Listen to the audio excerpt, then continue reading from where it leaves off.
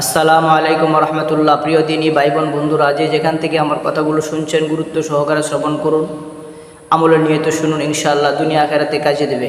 আল্লাহ পাক সমস্ত মানব জাতির জন্য পবিত্র খাদ্যকে, পবিত্রতাকে হালাল করেছেন, আর অপবিত্র খাদ্য কথাকে, কাজকে আল্লাহ পাক হারাম করে দিয়েছেন। ইউহিল্লু লাহুমুত তাইয়্যিবাত ওয়া ইউহাররিমু আলাইহিমুল খাবাইস। কুরবানি পশু নয় শুধু, সারা বৎসরই আমরা বিভিন্ন পশু পাখি, ভেড়া বকরি এগুলো গোশত খেয়ে থাকি। তাই আমরা যারা গোশত আহার করি সকলের জন্য এটা গ্রহণীয়। আমরা সকলেই লক্ষ্য করব যে কোনটা হারাম কোনটা হালাল, এটা গ্রহণ করব। 7টি অঙ্গ প্রাণীর, পশু পাখির মধ্যে থাকে যেগুলো খাওয়া যায় না, এগুলো আমরা খাবো না।